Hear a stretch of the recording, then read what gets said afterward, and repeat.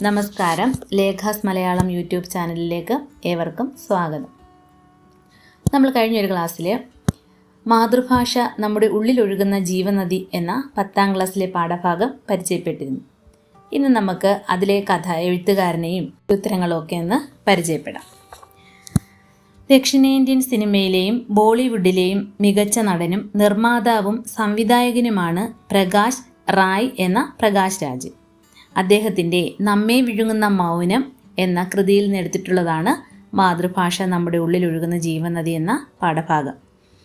അദ്ദേഹം ഒരുപാട് സിനിമയിൽ അഭിനയിച്ചിട്ടുണ്ട്. കന്നഡ, തമിഴ്, തെലുങ്ക്, മലയാളം, ഹിന്ദി ഇങ്ങനെ കുറേ ഭാഷകളിൽ അദ്ദേഹം അഭിനയിക്കുകയും വില്ലനായും സ്വഭാവ നടനായിട്ടൊക്കെ തിളങ്ങി കുറേയേറെ അവാർഡുകൾ വാങ്ങിയിട്ടുള്ളതുമായ ഒരാളാണ്.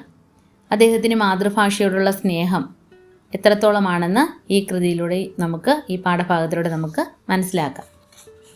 ഇനി ഇദ്ദേഹത്തിൻ്റെ അദ്ദേഹം എഴുതിയ നമ്മെ വിഴുങ്ങുന്ന മൗനം എന്ന കൃതിയിലെ മാതൃഭാഷ എൻ്റെ ഉള്ളിലൊഴുകുന്ന ജീവനദി എന്ന ഈ പാഠഭാഗം മലയാളത്തിലേക്ക് വിവർത്തനം ചെയ്തിരിക്കുന്നത് സുധാകരൻ രാമന്തളി എന്ന ആളാണ്. ഇന്ത്യയിൽ നിന്നുള്ള ഒരു മലയാള ഭാഷ എഴുത്തുകാരനും വിവർത്തകനുമാണ് സുധാകരൻ രാമന്തളി. അദ്ദേഹം വിവർത്തനത്തിനുള്ള കേന്ദ്ര സാഹിത്യ അക്കാദമി അവാർഡ് നേടിയ വ്യക്തിയായിരുന്നു. മാതൃഭാഷ നമ്മുടെ ഉള്ളിലൊഴുകുന്ന ജീവനദി എന്ന ഈ പാഠഭാഗത്തിൽ പറഞ്ഞിരിക്കുന്നത് മാതൃഭാഷയുടെ പ്രാധാന്യവും പ്രസക്തിയുമാണ്. രസകരമായ രചനയാണ് ഇത്. ഗ്രന്ഥകാരൻ്റെ സ്വകാര്യ അനുഭവങ്ങളുടെ പശ്ചാത്തലത്തിൽ നിന്നുകൊണ്ടാണ് പ്രകാശ് രാജ് സംസാരിക്കുന്നത്.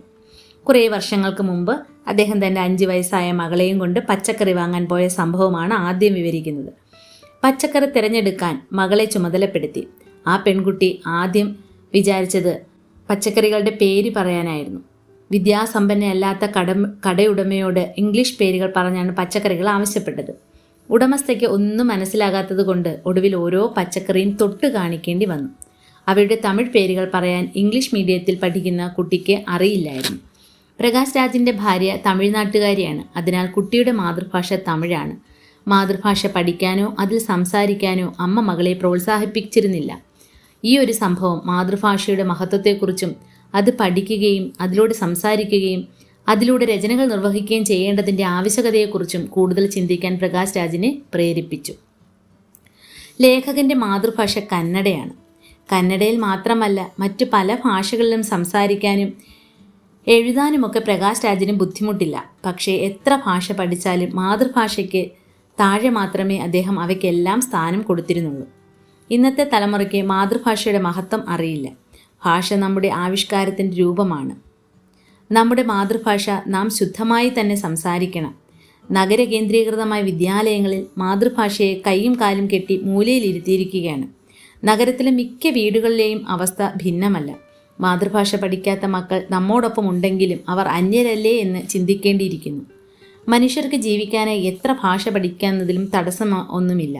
പക്ഷേ ഇംഗ്ലീഷ് അറിയില്ല എന്നത് തെറ്റാണെന്നും അത് ജീവിതത്തിലെ ദുരന്തമാണെന്നുമൊക്കെ ചിന്തിക്കുന്നതാണ് കുഴപ്പം. ഇംഗ്ലീഷ് ഭാഷ സംസാരിക്കുന്നവരിൽ പലരും ആ ഭാഷ വ്യക്തമായി പഠിച്ചിട്ടല്ലല്ലോ സംസാരിക്കുന്നത്. ഭാഷ കേവലം പദബന്ധമല്ല. ഭാഷ ഓരോ നാട്ടിലെയും സംസ്കാരവുമായി ബന്ധപ്പെട്ടിരിക്കുന്നു. അതുകൊണ്ട് തന്നെയാണ് ഒരു ഭാഷ പഠിക്കുക എന്നാൽ ആ ജനതയുടെ സംസ്കാരത്തെ അറിയുക എന്നുകൂടി അർത്ഥമാക്കുന്നത്.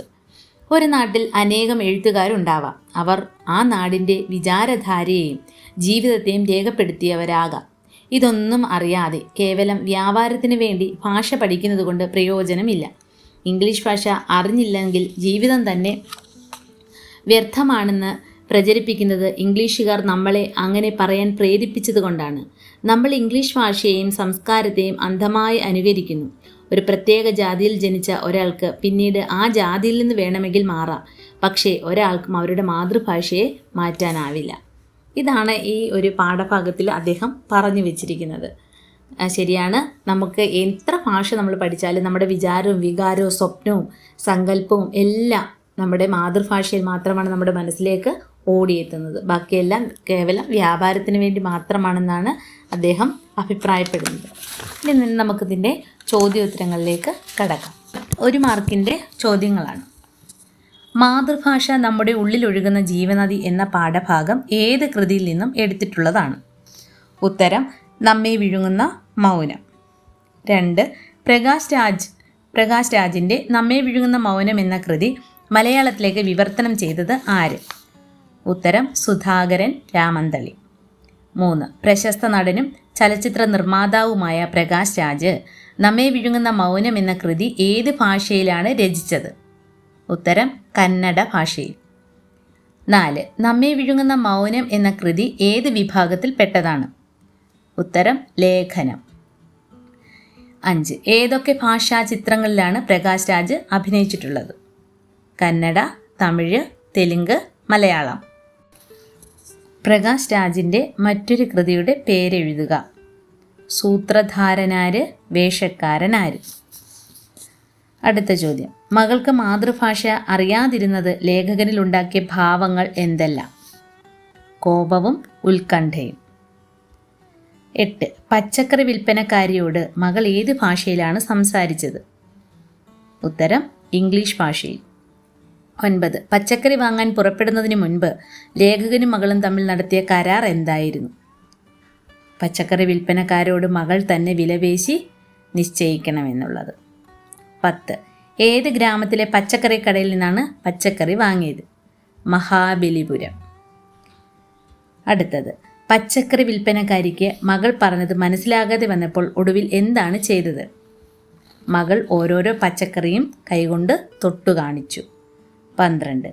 പച്ചക്കറി വിൽപ്പനക്കാരിക്ക് മകൾ പറഞ്ഞതൊന്നും മനസ്സിലാകാതെ വന്നപ്പോൾ മകൾ തന്നെ ഓരോരോ പച്ചക്കറിയും കൈകൊണ്ട് തൊട്ടു കാണിച്ചു. ഇത് കണ്ടപ്പോൾ ലേഖകൻ്റെ അവസ്ഥ എന്തായിരുന്നു? കോപം തിളച്ചു മറിഞ്ഞു.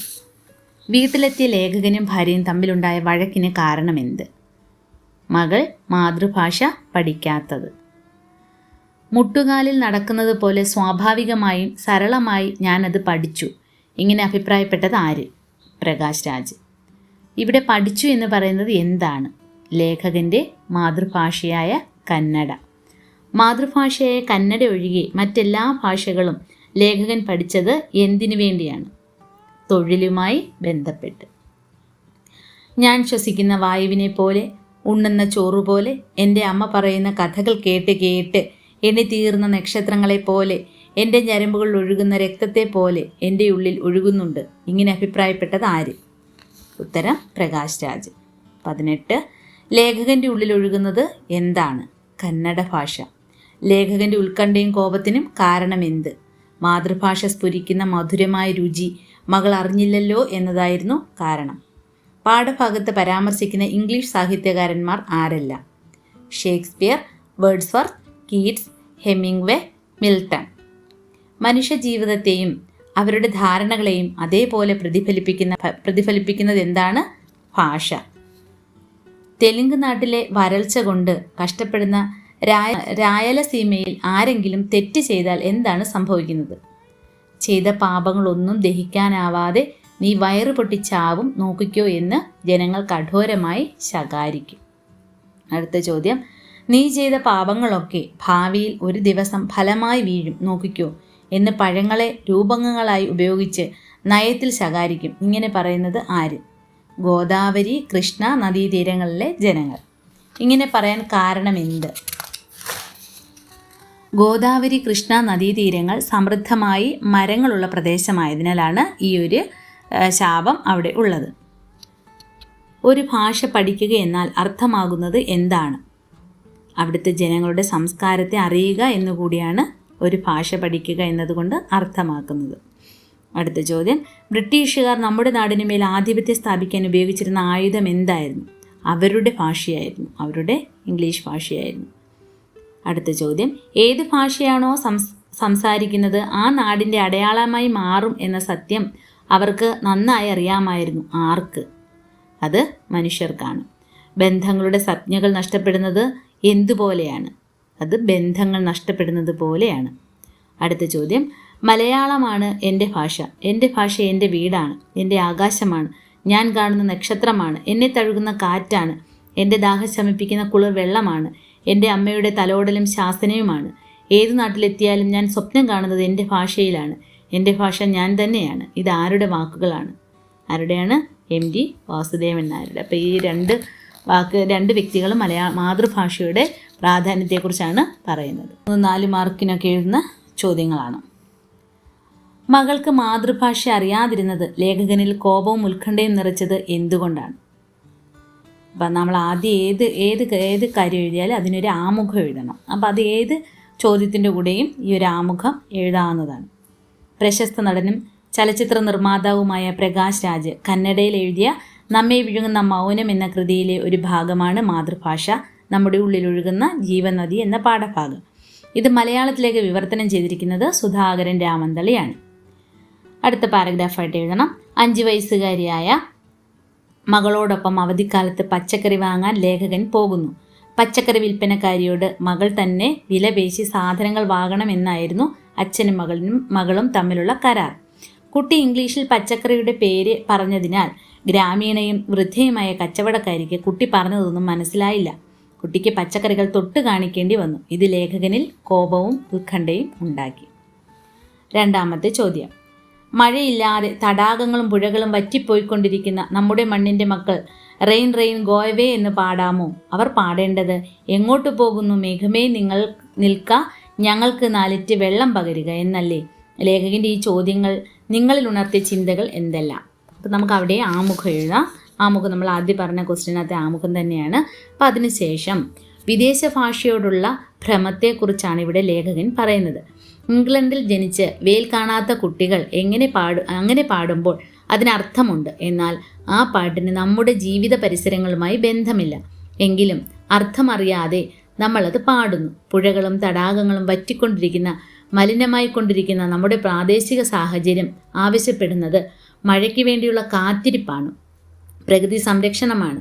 വൈദേശിക ഭാഷയെയും സംസ്കാരത്തെയും അനുകരിക്കുന്നതിലൂടെ സ്വന്തം സാംസ്കാരികത തനിമയാണ്, സ്വത്വമാണ് നമുക്ക് ഇവിടെ നഷ്ടപ്പെടുന്നത്. അടുത്ത ചോദ്യം. എൻ്റെ മാതൃഭാഷ കന്നഡയാണ്, അത് പഠിക്കുക തന്നെ വേണമോ എന്ന ചോദ്യം എൻ്റെ ജീവിതത്തിൽ വന്നതേയില്ല. മുട്ടുകാലിൽ നടക്കുന്നത് പോലെ സ്വാഭാവികമായി സരളമായി ഞാനത് പഠിച്ചു. എൻ്റെ മാതൃഭാഷ നല്ലവണ്ണം പഠിച്ചതുകൊണ്ട് തന്നെയാണ് മറ്റ് ഭാഷകൾ വളരെ എളുപ്പം പഠിക്കാൻ എനിക്ക് കഴിഞ്ഞത്. ലേഖകൻ്റെ ഈ അഭിപ്രായത്തോട് നിങ്ങൾ യോജിക്കുന്നുണ്ടോ? വിശകലനം ചെയ്യുക. ഇവിടെ നമുക്ക് ആമുഖം എഴുതിയതിന് ശേഷം ലേഖകന് സ്വന്തം ഭാഷ നിർബന്ധിച്ച് പഠിപ്പിക്കേണ്ടി വന്നില്ല. കുട്ടി അവൻ്റെ വളർച്ചയുടെ വിവിധ ഘട്ടങ്ങളിലൂടെ സ്വാഭാവികമായി കടന്നു പോകുന്നത് പോലെ ഭാഷയും സ്വാഭാവികമായി സരളമായി അദ്ദേഹത്തിൻ്റെ ഉള്ളിൽ നിറയുകയായിരുന്നു. വ്യക്തി എവിടെയാണോ വളരുന്നത് അവിടെ നിന്നുമാണ് അവൻ്റെ ഭാഷ രൂപപ്പെടുന്നത്. പുതിയൊരു ഭാഷ പഠിക്കുമ്പോൾ അതിലെ ആശയവും കാഴ്ചപ്പാടും ഒരുവൻ മനസ്സിലാക്കുന്നത് മാതൃഭാഷയിലൂടെയാണ്. അതുകൊണ്ട് തന്നെ മാതൃഭാഷ നന്നായി സ്വായത്തമാക്കിയ ഒരാൾക്ക് മാത്രമേ മറ്റു ഭാഷകളിലും പ്രാവീണ്യം നേടാൻ കഴിയൂ എന്ന ലേഖകൻ്റെ അഭിപ്രായത്തോട് യോജിക്കാം. ഓരോ വ്യക്തിയും ജനിച്ച് വീഴുമ്പോൾ മുതൽ കേൾക്കുന്നത് അവൻ്റെ മാതൃഭാഷയാണ്. തനിക്ക് ചുറ്റുമുള്ളതിനെ, അമ്മയെ, അച്ഛനെ, പ്രകൃതിയെ ഒക്കെ കുട്ടി മനസ്സിലാക്കുന്നത് മാതൃഭാഷയിലൂടെയാണ്. മാതൃഭാഷയാണ് വ്യക്തിയുടെ വൈകാരികവും ഭൗതികവുമായ വളർച്ചയുടെ അടിത്തറ. വിചാരങ്ങളും ആശയധാരകളും സ്വന്തം ഭാഷയിലൂടെ വിനിമയം ചെയ്യുമ്പോഴാണ് അത് വൈകാരികമായി മാറുന്നത്. അടുത്ത ക്വസ്റ്റ്യൻ, 4ാമത്തെ ചോദ്യം. അധിനിവേശ സംവിധാനം എന്താണ് ഞങ്ങളെപ്പോലെയുള്ള കെനിയൻ കുട്ടികൾ ചെയ്തത്? ഒരു വശത്ത് ഞങ്ങളുടെ ഭാഷയെയും അവരുടെ സാഹിത്യത്തെയും ക്രമാനുഗതമായി അടിച്ചമർത്തുകയും മറുവശത്ത് ആംഗലേയത്തെയും അതിൻ്റെ സാഹിത്യത്തെയും ആകാശത്തോളം ഉയർത്തുകയും ചെയ്തതിൻ്റെ പ്രത്യാഘാതം വലുതായിരുന്നു. മനസ്സുകളുടെ അപകോളനീകരണം എന്ന ഗുഗീവ തിലംഗോയുടെ കൃതിയും. ബ്രിട്ടീഷുകാർ നമ്മുടെ നാടിനുമേൽ ആധിപത്യം സ്ഥാപിക്കാൻ ഉപയോഗിച്ചിരുന്ന ആയുധം അവരുടെ ഭാഷയായിരുന്നു. മനുഷ്യൻ ഏത് ഭാഷയാണോ സംസാരിക്കുന്നത് ആ തേടിൻ്റെ ആളായി മാറുമെന്ന സത്യം അവർക്ക് നന്നായി അറിയാമായിരുന്നു. പ്രകാശ് രാജ്. മാതൃഭാഷയ്ക്ക് മേലുള്ള അധിനിവേശത്തിൻ്റെ പ്രത്യാഘാതങ്ങളെക്കുറിച്ച് 2 എഴുത്തുകാരും പറഞ്ഞിരിക്കുന്നു. ആരൊക്കെയാണ്? ഗുഗീവ തിലംഗോ എന്ന എഴുത്തുകാരനും പ്രകാശ് രാജ് എന്ന എഴുത്തുകാരനും പറഞ്ഞിരിക്കുന്നത്. ഈ 2 പേരുടെ നിരീക്ഷണങ്ങൾ വെച്ചൊരു താരതമ്യക്കുറിപ്പാണ് ചോദിച്ചിരിക്കുന്നത്.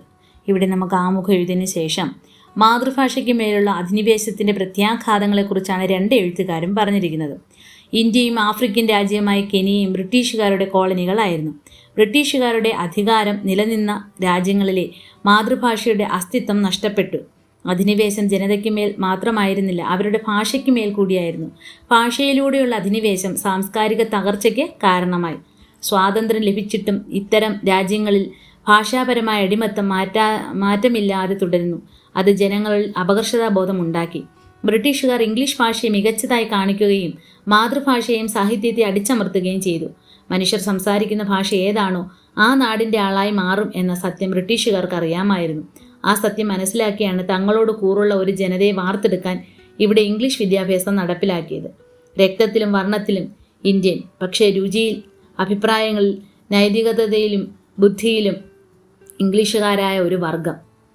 മെക്കാളയുടെ മിനിറ്റ്സിൽ നിന്നും പറഞ്ഞിട്ടുള്ള ഈ വാക്കു ഇവിടെ നമുക്ക് അനുസ്മരിക്കാം.